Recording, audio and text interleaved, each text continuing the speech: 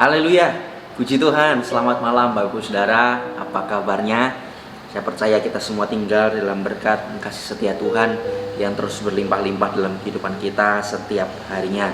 Puji Tuhan, masih ingat Saudara materi dari pemuritan minggu lalu mengenai gaya hidup Komsel. Minggu lalu kita membahas gaya hidup Komsel bagian yang pertama. Karena kalau kita bicara soal gaya hidup Komsel itu cukup banyak hal yang perlu kita bahas, perlu kita diskusikan. Kemarin bagian pertama dan hari ini kita akan membahas gaya hidup Komsel bagian yang kedua.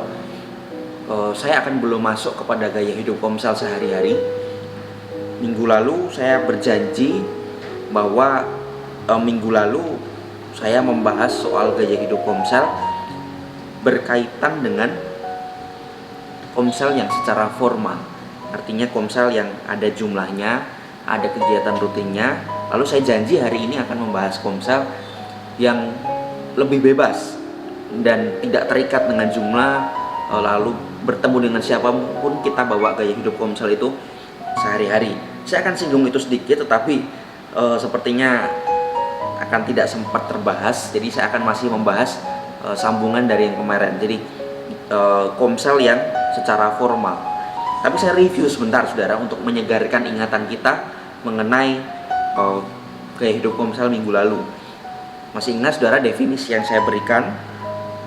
Saya memberikan definisi secara pribadi. Kenapa? Karena kalau kita mau coba cari definisi Komsel di Google itu cukup banyak.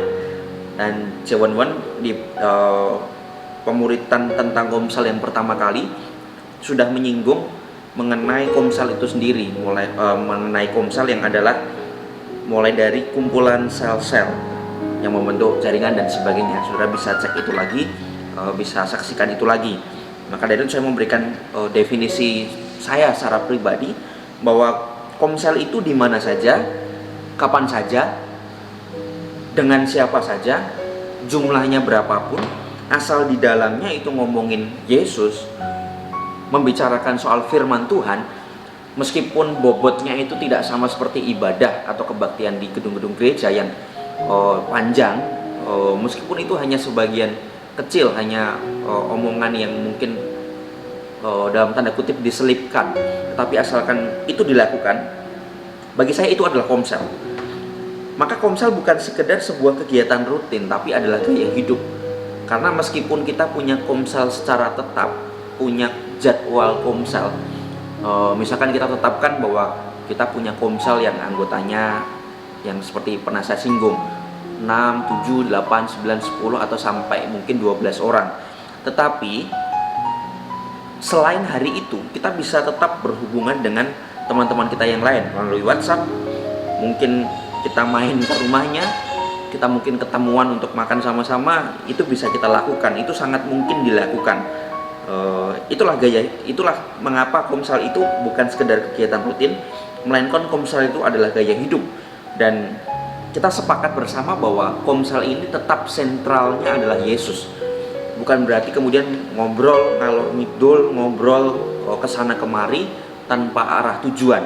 Nah, kalau itu Komsel yang kita lakukan kepada komunitas yang tidak tetap, artinya ketemu siapapun kita terapkan prinsip-prinsip Komsel itu, mungkin saja terjadi kita ngobrol ngalor ngidul, tetapi tetap kita harus arahkan setiap pembicaraan kita itu kepada satu fokus, kepada satu titik, kepada satu pribadi, yaitu Yesus Kristus. Nah, itu tetap yang menjadi poin utama kita dalam melakukan Komsel. Kebaktian dan Komsel sama-sama perlu. Ini saya masih review menyegarkan yang kemarin. Kebaktian dan Komsel sama-sama perlu, meski mengarah kepada tujuan yang sama, Saudara. Tetapi pada praktiknya, pada fungsinya, pada penerapannya, kapasitasnya itu berbeda satu dengan yang lainnya.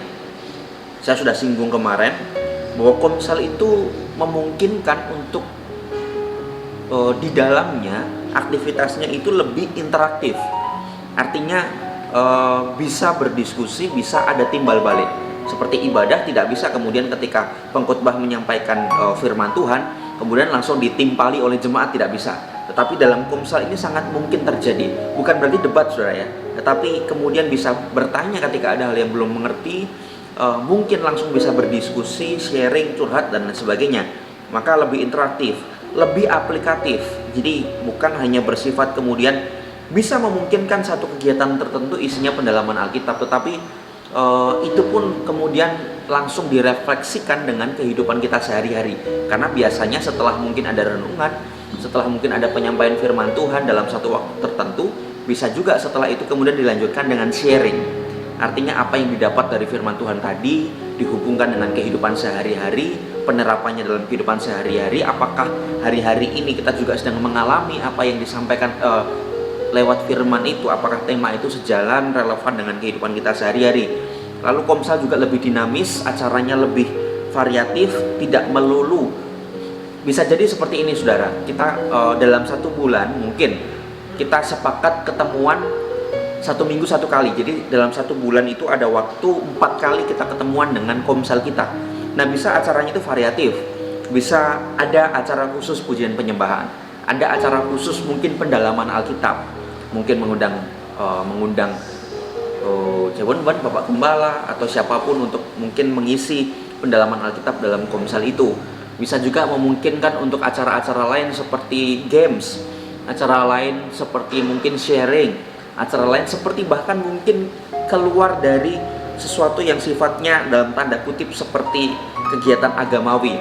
Kita mungkin bisa, seperti yang saya singgung waktu lalu, kita mungkin bisa sambil makan-makan, kita mungkin bisa sambil nongkrong, bisa sambil nonton film, setelah itu kita review film itu, sambil kita jalan-jalan, sambil kita camping di pantai, sambil kita mungkin liburan, bahkan ke mall sekalipun, lalu setelahnya ada aktivitas untuk kita share, itu sangat mungkin untuk kita lakukan. Itu di dalam Komsel, maka lebih dinamis. Komsel juga tempat belajar pertama kali. Di ibadah mungkin malu untuk berdoa, malu untuk bersaksi. Nah, di Komsel ini jumlahnya lebih terbatas, kita lebih bisa punya waktu, kesempatan untuk belajar. Mungkin sangat-sangat pemula yang tadinya tidak pernah doa di depan umum, tidak pernah bersaksi, kita bisa praktekkan itu. Latihan juga untuk pimpin pujian dan sebagainya. Lalu juga di dalam Komsel itu juga bisa ada sharing, curhat, dan lain sebagainya. Oke, saudara, kita masuk ke gaya hidup bagian yang kedua. Saya awali dulu dengan sebuah ayat dalam firman Tuhan dalam Mazmur 68. Mazmur 68 ayatnya yang ke-7. Mazmur 68 ayatnya yang ke-7. Saya bacakan untuk kita semua. Demikian firman Tuhan, Allah memberi tempat tinggal kepada orang-orang sebatang kara.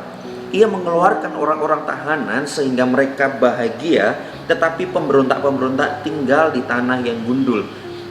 Kita cermati bagian yang ke A saja, saudara. Saudara bisa baca ini dalam satu perikop, tapi saya fokuskan kepada ayat yang A. Allah memberi tempat tinggal kepada orang-orang yang sebatang kara. Dalam bahasa Inggris ini menarik, saudara, bahwa tempat tinggal ini dalam bahasa Inggris, hampir semua terjemahan bahasa Inggris, NIV, KJV, dan sebagainya, lalu terjemahan-terjemahan lain selain terjemahan baru dan terjemahan bahasa Indonesia masa kini, kata tempat tinggal ini adalah keluarga. Jadi di terjemahan lain bukan tempat tinggal, tapi keluarga. Jadi kalimatnya kira-kira seperti ini: Allah memberikan keluarga kepada orang-orang yang sebatang kara. Allah memberikan bukan hanya tempat tinggal. Tempat tinggal ini adalah bicara soal tempat, objek tertentu, benda mati. Tapi di sini Allah memberikan keluarga. Artinya ini ada sebuah kekuatan kebersamaan, kekuatan kesatuan, kekuatan kasih yang ada di dalam keluarga. Kita tahu kalau tempat tinggal itu hanya bicara mungkin kita aman dari perlindungan, kita mungkin aman dari panasnya terik, derasnya hujan. Tetapi kita tidak merasakan kehangatan kasih dari seseorang. Nah, itu bisa kita temukan dalam keluarga. Nah, ayat ini berbicara soal keluarga. Jadi Allah memberi keluarga kepada orang-orang yang sebatang kara. Nah, orang-orang yang sebatang kara ini siapa, saudara? Memang sebenarnya kalau kita perhatikan, konteks ini jauh dari Komsel. Saya dengan jujur dan terbuka mengatakan bahwa konteks dari perikop ini Itu jauh dari yang namanya komsel. Mengapa, saudara? Di perjanjian baru saja tidak ada komsel, tidak ada istilah komsel, apalagi perjanjian lama. Cuma mari kita jadikan prinsip dari ayat ini untuk menjadi dasar bagi kita dalam melakukan komsel. Artinya mari kita menjadi sebuah keluarga-keluarga Kristen, keluarga-keluarga rohani, keluarga-keluarga Kristus yang menampung orang-orang yang sebatang kara. Orang-orang yang sebatang kara ini seperti apa? Mereka adalah orang-orang yang mungkin terabaikan. Mereka adalah mungkin orang-orang yang terhilang. Mereka mungkin adalah orang-orang yang jatuh bangun di dalam dosa. Mereka mungkin adalah orang-orang yang terabaikan. Mereka orang-orang yang tidak dianggap. Bahkan mereka orang-orang yang diremehkan. Mereka orang-orang yang sedang mengalami sakit. Mereka orang-orang yang sedang mengalami pergumulan. Orang-orang yang mengalami masalah, tantangan, dan lain sebagainya. Bahkan terlebih lagi orang-orang ini adalah orang-orang yang belum percaya kepada Tuhan, belum kenal kepada Tuhan. Nah, mari kita jadi keluarga bagi mereka. Berikutnya, saudara, itu bisa kita temukan lewat apa, saudara? Lewat komsel. Jadi, yang saya katakan tadi, saudara, bahwa kita menjadi keluarga bagi mereka. Maksudnya seperti apa? Ya, di dalam komsel itulah maka kita akan jadikan komsel itu sebuah keluarga. Mungkin sekarang ini belum dibentuk kelompok-kelompok. Saudara bisa berinisiatif sendiri dengan siapa saudara nyaman di gereja ini, siapa yang merasa saudara bisa terbuka dengan mereka. Saudara coba berkumpul 1, 2, 3 orang, mungkin dalam jumlah yang kecil terlebih dahulu. Adakan ketemuan rutin, adakan obrolan rutin setiap minggunya untuk saudara bisa saling memberkati, saling menguatkan, saling mendoakan, dan lain sebagainya. Kita jadi keluarga bagi mereka. Lalu, katanya orang yang sebatang kara, tapi kok carinya orang-orang gereja? Karena kita tidak tahu, ada satu waktu di mana kita betul-betul, bahkan kami sebagai hamba-hamba Tuhan pun, betul-betul satu titik, satu waktu, kita bukan orang seperti malaikat yang saudara, tidak mengalami hal-hal yang buruk, mengalami jatuh bangun, tidak. Kadang pun kami seperti seolah-olah kami seperti sebatang kara yang kami betul-betul mengalami keterpurukan. Maka dari itu seringkali kami bertukar cerita, bertukar pengalaman, dan kami saling memberkati antar satu hamba Tuhan dengan hamba Tuhan yang lain. Nah, hari ini kita coba mau perhatikan, saudara, secara cepat. Ada beberapa gaya hidup di dalam komsel. Komsel itu sendiri adalah gaya hidup. Tetapi di dalam gaya hidup komsel itu ada gaya hidup yang bisa kita coba cermati. Dan suatu saat nanti ketika kita terbentuk komsel, entah dibentuk secara formal atau dibentuk secara informal nantinya, kita akan siap. Kita tidak akan kaget dengan segala apa yang ada di dalamnya.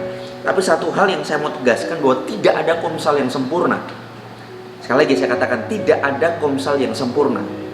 Jadi kalau kita menuntut bahwa nyatanya isinya bukan malaikat-malaikat semua, isinya pelayan-pelayan Tuhan, tapi nyatanya juga banyak dosanya, banyak begini, justru itulah akan memang terbuka di dalam komsel supaya kita betul-betul mengerti dan ngerti kelemahan orang itu apa. Kita akan bisa saling menguatkan dan kita saling bertumbuh di dalamnya.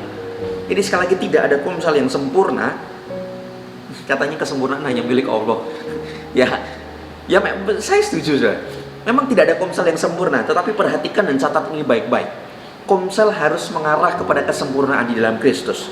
Tidak ada komsel yang sempurna, tetapi setiap komsel yang dibangun atas dasar Kristus itu pun harus mengarah kepada kesempurnaan dalam Kristus. Artinya setiap hari terus bertambah dalam pengenalan, pengiringan kepada Tuhan. Yang pertama, saudara, gaya hidup yang pertama. Jadi ketika kita mau memulai sebuah komsel, atau mungkin terbentuk sebuah komsel dan akan ada orang baru yang masuk dalam komsel kita, gaya hidup pertama yang perlu dicatat adalah gaya hidup penerimaan. Gaya hidup penerimaan. Penerimaan buat siapa? Komsel sekali lagi bukan isinya orang-orang kudus, bukan isinya orang-orang yang kemudian saudara, holy yang dalam tanda kutip, saudara, ya memang kita orang yang dikuduskan, orang yang disucikan, orang yang dibenarkan, tapi dalam tanda kutip bahkan bukan orang yang sempurna. Di dalamnya itu memungkinkan ada orang berdosa, ada orang yang sakit, ada orang yang punya kepahitannya luar biasa, ada orang yang mungkin bahkan tidak punya pengetahuan, tidak punya pengalaman, tidak punya kedewasaan iman sekalipun. Kita harus siap punya gaya hidup penerimaan terhadap orang-orang yang demikian. Ingat tadi firman Tuhan katakan Tuhan akan memberikan keluarga bagi orang yang sebatang kara, dan jadikan diri kita adalah keluarga yang mau menerima mereka apa adanya. Ini juga memungkinkan orang-orang di luar sana yang belum percaya kepada Yesus untuk gabung di dalam komsel kita. Karena mungkin orang-orang yang di luar sana yang belum percaya kepada Yesus, mereka belum berani terang-terangan mengakui iman mereka. Mereka masih ada rasa takut karena ada ancaman, dan tentu kita tidak bisa paksakan untuk kalau kamu terima Yesus langsung detik itu juga kamu harus datang ibadah ke gereja, kebaktian. Saya rasa juga tidak bijaksana ya demikian, saudara. Nah, tetapi kemudian kalau mereka tidak pergi kebaktian, lalu dari mana mereka bisa mendapatkan suplemen atau makanan rohani? Dari komsel itu. Libatkan diri mereka dalam komsel itu supaya mereka betul-betul mengalami pertumbuhan rohani sesuai dengan apa yang Tuhan rindukan di dalam kehidupan kita. Jadi gaya hidup penerimaan ini betul-betul penting dalam hidup kita. Contoh, saudara, Yesus yang adalah Allah yang hidup, Allah yang kudus, yang menjelma jadi manusia, dan saat dia menjelma manusia pun tidak ada cacat, tidak ada dosa. Dia ketika memilih komselnya, saudara, memang tidak ada istilah komsel tetapi prinsipnya sama. Ketika dia memilih komselnya 12 murid Yesus, kita lihat ini ada gaya hidup penerimaan. Orang-orang yang berdosa, nelayan, pemungut cukai, orang-orang yang berdosa, orang-orang yang bukan dari golongan penjabat, tapi orang-orang yang mungkin terpinggirkan, orang-orang berdosa itu diterima oleh Yesus. Bahkan ketika Yesus bertemu dengan Simon, Petrus, Andreas, Yakobus, Yohanes, dia tidak ketemu di tempat-tempat yang dalam tanda kutip terhormat. Dia ketemu di kapal, dia ketemu di danau, tepian danau ketika menjala ikan. Ini tempat yang bau amis, tempat yang tidak layak untuk seorang raja. Tapi Yesus mau lakukan itu. Gaya hidup penerimaan itu penting. Saya di dalam komsel, beberapa komsel yang pernah saya bentuk, saudara, bahkan tidak jarang ada yang tergabung di dalamnya pekerja seks. Ini butuh penerimaan yang luar biasa. Ada di dalamnya orang yang belum percaya kepada Tuhan, banyak. Beberapa seringkali saya menemukan orang-orang ini dan kami tarik untuk mereka terlibat dan gabung di dalam komsel. Gaya hidup penerimaan ini penting sekali. Yang kedua, keterbukaan. Gaya hidup keterbukaan. Setelah kita menerima orang lain, maka kita harus siap untuk kita terbuka dengan mereka. Dan kita juga siap untuk mereka juga terbuka dengan kita. Terbuka tentang apa? Terbuka tentang dosa, terbuka tentang kemudian pergumulan-pergumulan yang sedang dialami, pergumulan tentang setiap masalah-masalah yang sedang dialami. Tidak ada satupun manusia yang cukup kuat untuk menanggung sendirian persoalan hidupnya. Bukan berarti kemudian saya menihilkan kuasa Tuhan, saya menihilkan, saya menganolkan, meniadakan kuasa Roh Kudus, penyertaan Tuhan. Tidak, saya tidak mengatakan seperti itu. Tetapi kita butuh orang lain untuk jadi partner kita bertumbuh, jadi teman kita, jadi penyemangat kita saat kita bertumbuh, saat kita lemah, saat kita mulai jatuh, kita butuh partner. Maka gaya hidup keterbukaan ini penting sekali. Dosa, kesalahan-kesalahan itu muncul di pikiran, muncul dalam gelap, muncul diam-diam. Di situ butuh keterbukaan supaya saat kita terbuka dengan orang lain, maka dosa itu ditelanjangi, saudara. Seperti iblis ketika dia mau mengerjakan sesuatu yang jahat, maka dengan terbuka, maka kita akan membuka celah untuk kemudian iblis betul-betul ditelanjangi. Karena gini, ketika kita terbuka, maka ada orang yang setidaknya tahu bahwa kita sedang lemah dalam hal dosa ini. Maka saat kita terbuka dengan teman komsel kita, maka dia untuk bisa mengingatkan kita, maka dia bisa mendoakan kita. Saat kita jatuh, dia bisa dengan apa yang dia mampu untuk dia lakukan, dia bisa menopang, dia bisa menolong kita. Terbuka itu bisa mencegah kejatuhan, saudara. Dengar ini dengan pikiran yang kudus, saudara. Ada anggota komsel kami yang kami biasakan seperti itu. Kalau mau jatuh dalam dosa, telepon, jelas pertama kali baca Alkitab, berdoa di hadapan Tuhan. Tetapi setelah itu kami biasakan untuk telepon teman-teman sekomsel kami, untuk kami terbuka dan kami didoakan. Dan tidak jarang sudah saya pernah merasakan sendiri bahwa dalam satu hari saya ditelepon oleh seorang anak itu beberapa kali karena dia jatuh dalam dosa masturbasi. Jadi setiap kali dia mau jatuh, dia langsung telepon. Itu saya alami setiap hari, hampir beberapa kali itu saya alami, itu menerima telepon dengan kasus yang sama, dengan dosa yang sama, persoalan yang sama. Tetapi tidak dalam waktu yang lama, akhirnya dia sembuh, saudara. Kemudian dia sembuh.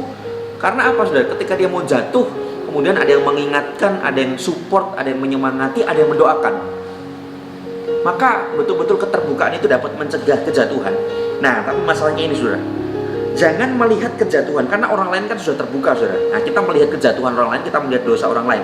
Jangan melihat kejatuhan orang lain sebagai sebuah garis akhir dalam kehidupannya. Hargai proses yang dia alami bersama dengan Tuhan. Mungkin saja memang orang bisa jatuh bangun dalam dosa, itu wajar secara manusia. Tetapi kalau Tuhan izinkan kita melihat orang lain mengalami kejatuhan, bukan berarti kemudian kita tidak menghargai proses orang itu dengan Tuhan. Tuhan sedang berproses dengan orang itu dan hargai prosesnya dengan Tuhan. Jangan pernah menghakimi, jangan pernah merendahkan, jangan pernah mengecilkan dan katakan, kamu orangnya, kamu pelayan Tuhan, kamu sok suci, kamu aktivis, tapi nyatanya hidupmu masih begini. Jangan pernah pasang standar yang demikian dalam komsel, bahkan dalam kehidupan kita sehari-hari. Kalau Tuhan izinkan kita melihat, itu satu hal yang perlu kita lakukan, saudara. Doakan dia, bahwa dia bangun dari kejatuhannya. Saya tulis dalam Instagram saya beberapa hari yang lalu. Jangan jadi komentator yang suka doyan komen kotor.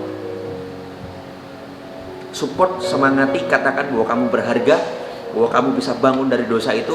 Tuhan mengasihimu, Tuhan akan menolong, Roh Kudus akan memberikan kekuatan, memampukan untuk lepas dari dosa itu. Doakan. Itu punya kuasa yang luar biasa, saudara.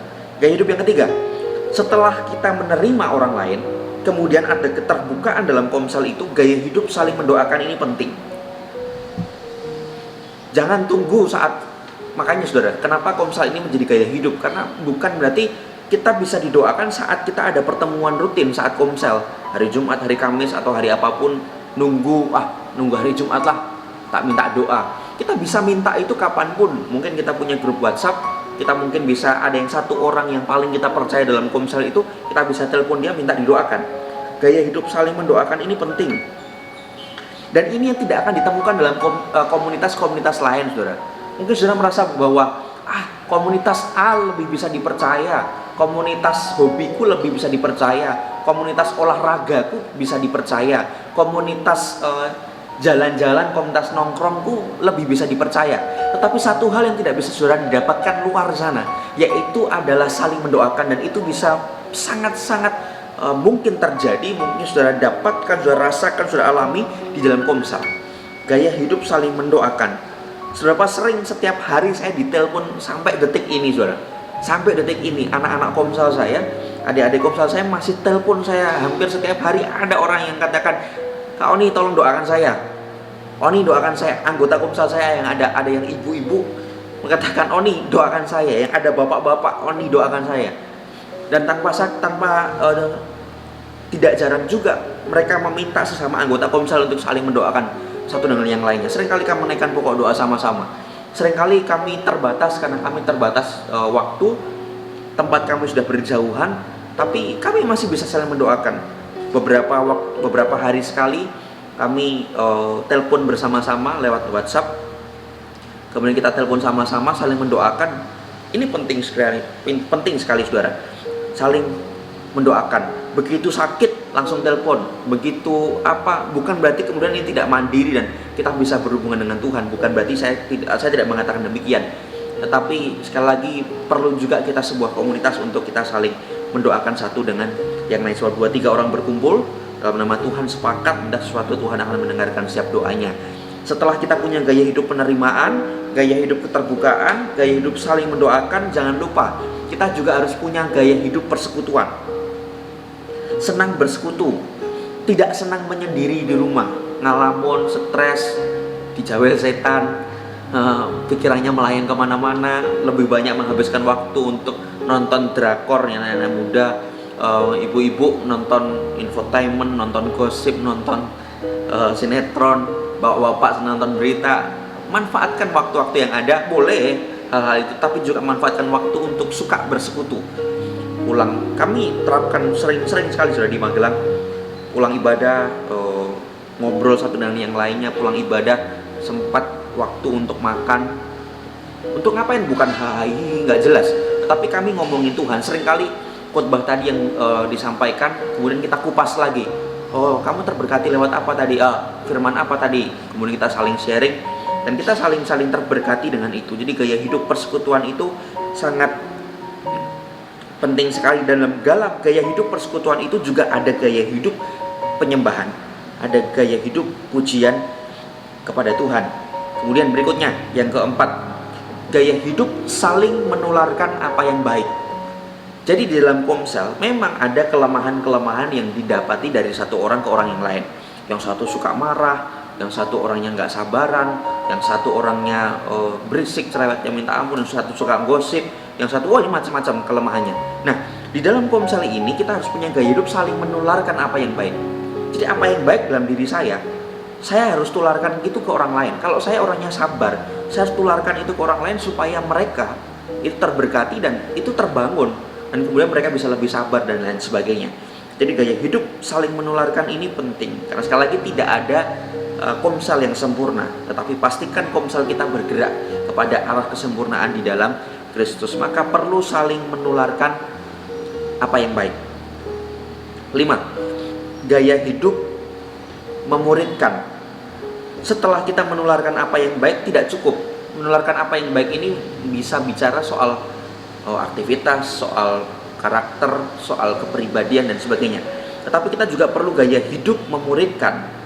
Nah, gaya hidup memuridkan bukan berarti ada guru, ada murid, tetapi punya jiwa untuk terus mau belajar bersama-sama, untuk terus bertumbuh, bertambah di dalam pengenalan akan Tuhan. Ini penting.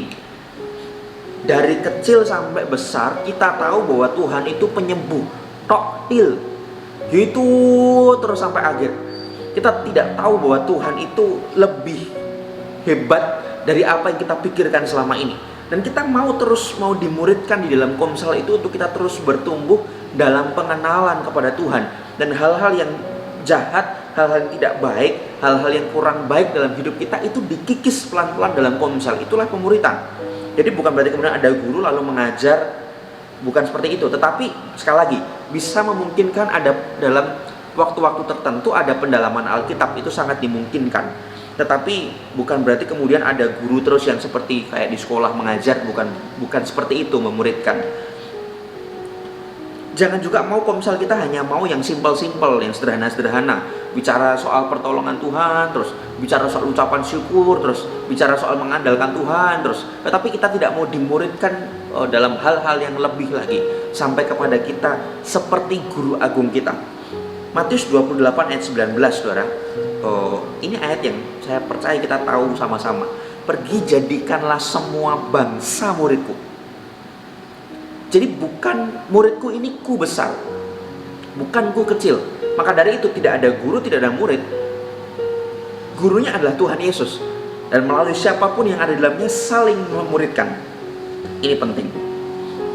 Gaya hidup memuridkan. Ada satu komsel, saudara. Ini isinya anak-anak muda. Saya baru bentuk beberapa akhir-akhir ini dalam 2-3 bulan ini. Usianya SMP, SMA, kelas 9 dan kelas 10. Mereka awalnya sama sekali kalau ditanya tentang hal-hal yang rohani itu jawabannya ya, tidak, bisa jadi, begitu terus. Tetapi setelah mereka bertumbuh dalam komsel, mereka mengalami Tuhan, mereka sekarang tidak tahan untuk tidak bercerita tentang Tuhan. Nah inilah yang namanya pemuritan, terus bertambah-tambah dari hari ke hari. Tidak tahan untuk tidak bercerita tentang Yesus. Selalu ada gairah untuk bercerita tentang Yesus. Supaya apa, saudara? Betul-betul kita saling memuridkan satu dengan yang lainnya. Satu dengan yang lain saling diberkati, saling menguatkan, dan kemudian semakin membawa hidup kita sama seperti sesuai dengan firman Tuhan. Terakhir, gaya hidup bersaksi. Setelah kita memuridkan, ini kan di dalam sudah, kita perlu gaya hidup bersaksi itu keluar. Sampaikan berita Injil ke orang lain. Komsel misalkan isinya 6 orang, 1 orang bawa 1 orang yang belum percaya kepada Tuhan, yang mereka sudah lama tidak pergi ke gereja, misalkan 1 orang bawa 1 orang. Buat mereka tertanam di dalamnya, buat mereka dimuridkan, buat mereka bertumbuh di dalamnya, sampai betul-betul kita punya gaya hidup yang bersaksi. Kita tidak bisa tahan untuk tidak menceritakan Tuhan ke orang-orang di luar sana. Sehingga kita rindu bahwa hidup kita terus menyenangkan hati Tuhan melalui kesaksian-kesaksian hidup yang kita beritakan. Dan kita perhatikan saudara, gaya hidup yang saya sampaikan, ada 7 gaya hidup tadi, itu ada kata saling mendoakan, saling melakukan apa yang baik, saling memuridkan, saling bersaksi. Di Alkitab ada sekian banyak, saya tidak sempat coba siapkan ini saudara, tetapi di Alkitab cukup banyak ada kata saling. Nah, kalau saling ini ada 2 kemungkinan, bukan 2 kemungkinan, 2 pengertian. Kata saling di sini adalah 1, berarti kita menyadari bahwa kita tidak bisa sendiri. Betul saudara? Itu dibalik kata saling, bahwa artinya saya tidak bisa sendiri, maka saling, saya butuh orang lain.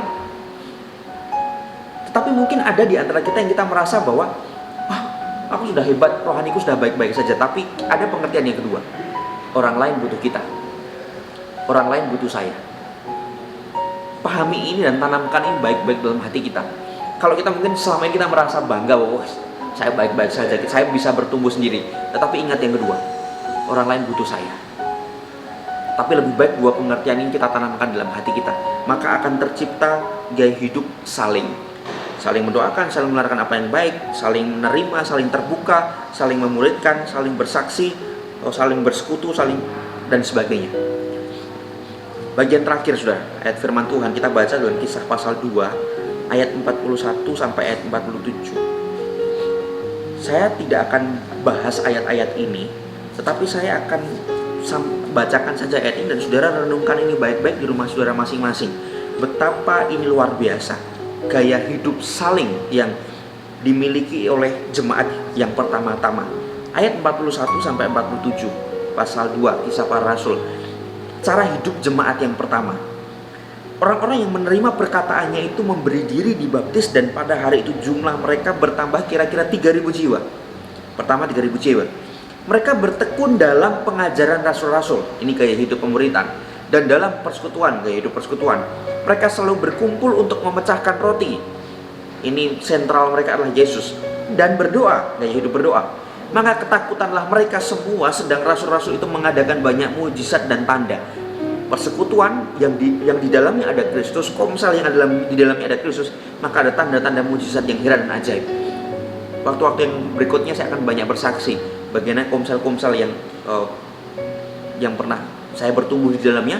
Kami berdoa dan Tuhan sertai dengan tanda-tanda yang mujizat yang heran dan ajaib. Ayat 44. Dan semua orang yang telah menjadi percaya tetap bersatu. Semua orang yang telah menjadi percaya tetap bersatu, dan segala kepunyaan mereka adalah kepunyaan bersama. Dan selalu ada dari mereka yang menjual harta miliknya lalu membagi-bagikannya kepada semua orang sesuai dengan keperluan masing-masing. Ayat 46. Dengan bertekun, garis bawah ini, dan dengan sehati, garis bawah ini, mereka berkumpul tiap-tiap hari dalam bait Allah. Mereka memecahkan roti di rumah masing-masing secara bergilir dan makan bersama-sama dengan gembira dan dengan tulus hati sambil memuji Allah. Garis bawahi kalimat ini. Dan mereka disukai semua orang, dan tiap-tiap hari Tuhan menambah jumlah mereka dengan orang yang diselamatkan. Ini luar biasa. Komsel yang hidup, komsel yang di dalamnya ada gaya hidup Kristus, ada gaya hidup, 7 gaya hidup yang saya sampaikan tadi, maka Tuhan akan menambahkan jumlah mereka dengan orang yang diselamatkan. Saudara mau gereja ini dipenuhi dengan jiwa-jiwa yang terhilang di luar sana? Saudara mau bahwa gereja ini dipenuhi dengan jiwa-jiwa yang bertumbuh ke arah Kristus? Mari bentuk, ikuti, libatkan diri, tertanam dalam komunitas, memiliki gaya hidup komsel, dan kita akan melihat bahwa betul-betul akan banyak jiwa-jiwa yang kita menangkan untuk hormat kemuliaan bagi nama Tuhan. Hidup kita harus memenangkan jiwa-jiwa untuk kemuliaan nama Tuhan. Ini yang bisa saya sampaikan, saudara, gaya hidup Komsel bagian yang kedua, dan nantikan mungkin bagian-bagian yang lain di hari-hari yang akan datang, dan kita sama-sama diberkati untuk terus bertumbuh ke arah Kristus. Nama Tuhan dipuji, nama Tuhan dipermuliakan. Kiranya apa yang bisa saya sampaikan boleh saudara mengerti, saudara tangkap, dan mari kita mendorong diri kita untuk kita terus terlibat dalam Komsel. Amin. Untuk apa yang firman Tuhan yang boleh disampaikan malam hari ini, saya berdoa Tuhan Yesus memberkati kita semua. Haleluya.